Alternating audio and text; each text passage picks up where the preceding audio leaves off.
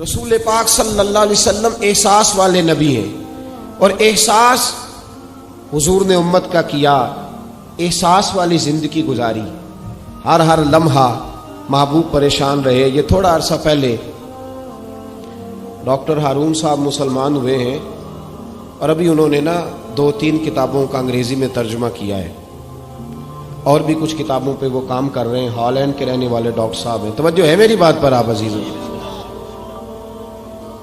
Doctor صاحب کہتے ہیں کہ میں نے یہ سنا تھا کہ مسلمان دہشت گرد ہیں، یہ بم بلاسٹ کرتے ہیں، تو میں جہاں لفظ اسلام آتا تھا وہاں سے میں تھوڑا بچ جاتا تھا، پیچھے ہٹ جاتا تھا، لیکن میرے مزاج کے اندر یہ بات شامل تھی کہ میرے اندر اللہ نے بڑا انسانیت کا جذبہ رکھا ہوا تھا، تو میں ایک تنظیم قائم کر رہا تھا۔ میرا خیال تھا کہ ایک ایسی جماعت بناؤں کہ جو پوری دنیا کے اندر اسلام، توجہ ہے میرے عزیزوں کی؟ کہتے میرا خیال تھا ایسی جماعت قائم کروں کہ جو پوری دنیا میں لوگوں کی خدمت کرے اور بغیر امتیاز کے کرے، اسلام والوں کی بھی اور غیر مسلموں کی بھی۔ لیکن مجھے بڑا دھچکا رہتا تھا کہ مسلمان سخت گیر قوم ہے۔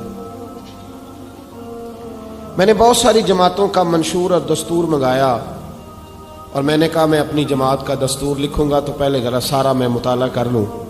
ڈاکٹروں کا ٹیبل ہوتا ہے، اس کے اوپر شیشہ لگا ہوتا ہے، نیچے وہ جو چیز ضروری ہوتی ہے وہ رکھ لیتے۔ کہتے ایک مصر کے مولانا صاحب آئے ہوئے تھے ہالینڈ کے دورے پر، اچھی انگریزی جانتے تھے، تو کسی وجہ سے علیل ہو گئے۔ میرے پاس وہ آئے اور انہوں نے دیکھا کہ میں انسانی حقوق پر کچھ لکھ رہا ہوں، کام کر رہا ہوں، تو وہ دیکھ کر کے مجھے کہنے لگے کہ ڈاکٹر صاحب آپ کوئی تنظیم قائم کر رہے ہیں؟ میں نے کہا ہاں۔ تو کہتے انہوں نے ہلکا سا ٹچ دیا، زور نہیں دیا، اور ویسے بھی جو ہلکی بات ہوتی ہے وہ ذرا دل میں جلدی بیٹھ جاتی ہے۔ کہتے ہیں ہلکا سا ٹچ دیا، کہنے لگے اگر کبھی موقع ملے تو میرے نبی پاک کی بھی سیرت پڑھ کے دیکھیں، بس ہلکی سی بات، اور وہ جملہ چھوڑ گئے۔ اعلیٰ حضرت فاضل بریلوی علیہ رحمہ نے لکھا ہے ضروری نہیں کہ تم جو کہہ رہے ہو وہ منوا کے اٹھو، لیکن میسج ضرور چھوڑ دیا کرو۔ جب انسان کے ذہن میں بات ہوتی ہے یہاں سٹاک ہوتا ہے جب بات کا، تو جب وہ کام کرنے لگتا ہے تو ایک دفعہ وہ بات سامنے ضرور آتی ہے، کہہ دیا کرو۔ انہوں نے کہہ دیا کہ ڈاکٹر صاحب ایک دفعہ حضور کی سیرت بھی پڑھ لیں۔ کہتے ہیں میرے ذہن میں بات بیٹھ گئی، مصروف آدمی تھا، زیادہ تو نہیں میں مطالعہ کر سکتا تھا، لیکن میں ایک دن 10 منٹ گھر میں ملے تھے تو میں کمپیوٹر پہ بیٹھا، اور میں نے کہا کہ انگریزی میں جو کتابیں حضور سید عالم صلی اللہ علیہ وسلم کی سیرت کی ہیں ان کو ذرا دیکھتا ہوں۔ تو فرماتے ہیں کہ میں نے نیٹ پہ سرچ کیا، پہلی حدیث آئی اور میں کلمہ پڑھ کے مسلمان ہو گیا۔ حدیث کہاں ہے؟ سبل الہدی والرشاد میں بھی ہے، کنز المال میں بھی ہے، مسند احمد میں بھی ہے، ابن اسحاق میں بھی ہے، ابن اشام میں بھی ہے، اور شاید سیرت کی تمام کتابوں میں آپ کو روایت مل جائے۔ نبی پاک صلی اللہ تعالی علیہ وسلم کی حدیث اور روایت کرتے ہیں حضرت سلمان فارسی رضی اللہ تعالیٰ عنہ، اور ساتھ ہیں سیدنا بلال حبشی رضی اللہ تعالیٰ عنہ۔ فرماتے ہیں ہم گھر سے نکلے، حضور نے فرمایا ذرا جلدی چلو ایک ضروری کام ہے۔ فرماتے ہیں بڑی تیزی کے ساتھ آج روٹین سے ہٹ کر محبوب نے تیز تیز قدم مبارک اٹھائے، تیز تیز، اور فرماتے ہیں ایک گلی ہم نے کراس کی، دوسری گلی میں جو پہنچے تو پھٹے پرانے کپڑے، سادی سی بی بی، اور حالت بتاتی تھی کہ بیچاری کسی غریب گھر کی ہے۔ وہ سڑک پہ کھڑی تھی اور رو رہی تھی۔ میرے کریم رسول نے فرمایا بلال اسے پوچھو کیا مسئلہ ہے، کیوں روتی ہے؟ تو حضرت سلمان عرض کرتے ہیں میں نے کہا حضور میں پوچھ لیتا ہوں، آپ جائیے، کام بڑا ضروری ہے جو نکلیں، میں معلومات کرتا ہوں۔ تو محبوب نے فرمایا نہیں، اس کے آنسو پوچھنے سے ضروری کوئی کام بھی نہیں، پہلے اس کی داد رسی ہوگی، اسے پہلے پوچھا جائے گا۔ روتے نہیں رہتے لوگ گھروں میں، لوگ گزر نہیں جاتے چپ کر کے؟ کتنے لوگ تڑپتے، کون احساس کرتا ہے؟ نبی پاک سید عالم صلی اللہ علیہ وسلم رکے اور اس خاتون سے پوچھا کیا بات ہے؟ اس نے کہا کہ بات کوئی بھی نہیں، میرا ایک ہی موٹا سا مسئلہ ہے۔ کہا وہ کیا؟ کہنے لگی میں غریب ہوں، اور غریبی بذات خود بہت بڑا گناہ ہوتی ہے، لوگ بڑا جرم سمجھتے ہیں اس کو، بذات خود میں نے شروع میں کہا نا کہ مذہبی سٹیج کی بھی صدارت غریب آدمی نہیں کر سکتا، کیونکہ غریب جو ہوا جہد کول دتھی ہونی انہیں نیڑے بہنا ہے نا جی، جہد کول نہیں انہیں تو پیچھے جا کے بہنا اینڈ تے کول کیڑا دتھی ہے۔ اس سٹیج پہ بھی غریب آدمی کی صدارت نہیں ممکن ہو ہی نہیں سکتا۔ میرے رسول پاک سید عالم صلی اللہ تعالی علیہ وآلہ وسلم نے فرمایا پہلے اسے پوچھو کیا مسئلہ ہے۔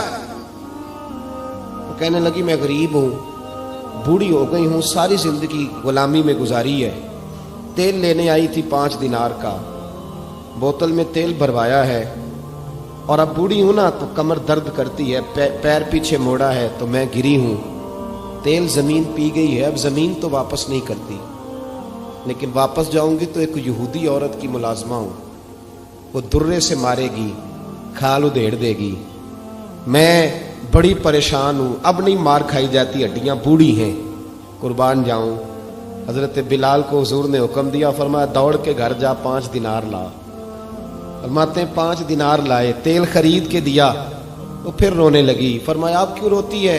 اس نے کہا بتایا نا غریب ہوں، غریب کا جرم کوئی نہیں ہوتا، لیکن پیس دیا جاتا ہے، پھر بھی مار تو اب بھی پڑے گی، اب کیوں پڑے گی؟ تو عرض کرنے لگی محبوبہ مار اس لیے پڑے گی کہ دیر سے کیوں آئی ہے۔ تو میرے کریم رسول اور وہ بی بی حضور ابھی آئے ہیں مدینہ طیبہ، امام یوسف صالحی فرماتے ہیں ابھی آئے تھے حضور، سبل الہدی والرشاد کے مصنف کہتے ہیں ابھی آئے تھے نبی پاک، وہ جانتی بھی نہیں تھی۔ تو سید عالم صلی اللہ تعالی علیہ وسلم نے فرمایا اچھا مار پڑے گی؟ کہا ہاں۔ او بھائی کونسلر جو کل آپ کو کہہ رہا تھا نا میں آپ کا خادم ہوں، کونسلر بے گناہ، بلکہ ہمارے ایس ایچ او صاحب اگر چودھری پہ پرچہ آ جائے تو اس کو ٹیلی فون کر کے پوچھتے ہیں صاحب جی تہاڈے خلاف درخواست آئی ہے، کی کرنا ہے؟ تو غریب آدمی بیچارہ، اس کی غلطی یہ تھی کہ وہ غریب تھا تو اس نے ریڑھی لگا لی چوک میں، اس کو دبوچ کے لے گئے، تینوں پتہ نہیں ایتھے نہیں کھلوئی دا، تو اس کے پاس کل انویسٹمنٹ ہی 5000 تھی، سارا لے گئے۔ پھر وہ کونسلر صاحب کے پاس چلا گیا، سر میرے نال چلے آ دے ذرا میں تھانے جانا ہے۔ انہوں نے کہا گڈی کرائی آ، پیسے ہیں نہیں ایویں تھانے جائیدا ہے۔ اب وہ گاڑی لایا ہے، پتہ نہیں کہاں سے لایا ہے، تھانے پہنچا ہے، اور یہ ہے ہمارا حال کہ وہ ایس ایچ او بھی بیٹھا ہے کرسی پہ اور کونسلر بھی کرسی پہ بیٹھا اور وہ غریب پیروں میں بیٹھا ہے اور ہاتھ باندھ کے کہہ رہا میری ریڑھی دے چھڈو، میریاں 4 دھیاں نے تو میں شامی کھانا کھڑنا ہے۔ کدھر گیا امت کا وہ ذوق؟ ساری زندگی نعتیں سننے والوں بتاؤ تو صحیح نعت نے تاثیر کیا دی ہے روح کو؟ اگر ابھی بھی گھاڑی غریب کے پاس کھڑی نہیں ہوتی تو پھر کیا اثر ہوا ساری زندگی نعت سننے کا؟ میرے مصطفیٰ کریم سید عالم صلی اللہ تعالی علیہ وسلم نے فرمایا اس خاتون سے یہاں کونسلر ساتھ نہیں جاتا، کہتا ہے کر دیا ٹیلی فون، سویرے 9 بجے پہنچ جانا۔ پر کائنات کی سب سے معزز شخصیت حضرت سیدنا بلال حبشی رضی اللہ تعالیٰ عنہ فرماتے ہیں میرے نبی پاک نے فرمایا بی بی چل میں تیرے ساتھ چلتا ہوں، گویا اللہ کی ساری رحمتیں اس کے ساتھ ساتھ چلنے لگی۔ اور آگے آگے نہیں، ساری کتابیں پڑھ لو، وہ پھٹے پرانے کپڑوں والی بی بی آگے آگے اور اللہ کے کریم رسول پیچھے پیچھے، ساری گلیاں اس نے پھرائی، مدینے کی صحرا آ گیا، ایک دروازے پہ دستک دی، سے مالکن آئی، وہ بی بی بعد میں کہتی ہے میں بھی بڑی ڈاڈی تھی، طاقت ہی نہیں تھی میرے سامنے کو کھڑا ہو سکے، لیکن جب میں باہر نکلی تو میں نے نور کے حالے میں لپٹی ہوئی ایک عظیم ہستی کو دیکھا۔ فرماتے محبوب کے گورے چٹے رنگ کے اوپر کالی زلفیں اور محبوب پاک کی مقدس آنکھیں جب تک بات کرتے رہے نظریں زمین پہ جھکی رہی۔ شرم و حیا والے رسول نے بڑے میٹھے، بڑے دھیمے، بڑے خوبصورت لہجے میں کہا، بریلی کے امام فرماتے ہیں نیچی نظروں کی شرم و حیا پہ درود، بڑے دھیمے لہجے میں فرمایا تیری نوکرانی ہے تیری؟ عورت کہتی ہے میں تو حضور کے جلووں میں محو ہو گئی کہ سادگی میں اتنا حسن میں نے دیکھا ہی نہیں، تیری نوکرانی ہے؟ کہا ہاں۔ تو میرے محبوب نے فرمایا بیچاری کی غلطی کوئی نہیں، اسے مارنا نا، اس سے تیل گر گیا تھا، نیا خریدتے دیر ہو گئی، رو رہی تھی تو میں سفارش کرنے آیا ہوں۔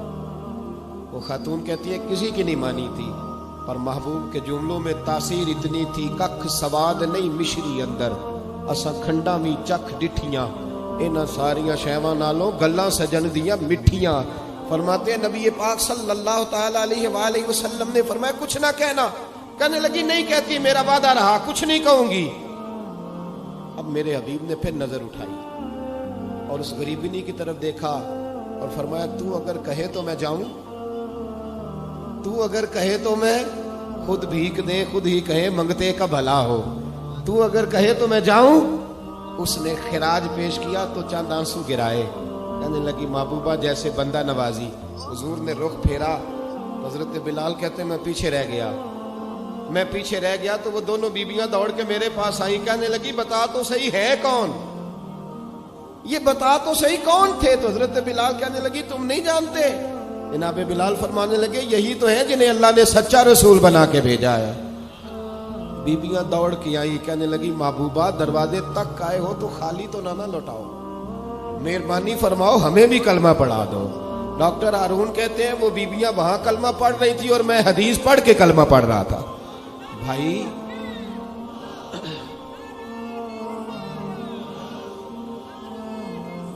اگر دولت احساس ہے نا پھر تو زندہ ہے. جو زندہ ہوتا ہے اس میں لچک ہوتی ہے، جو مر جاتا ہے وہ اکڑ جاتا ہے.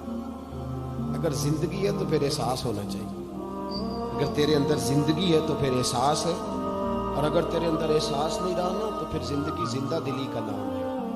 میں مدینے چلا، میں مدینے چلا، میں مدینے چلا، میں مدینے چلا، میں مدینے چلا، میں مدینے چلا، میں مدینے چلا، میں مدینے چلا.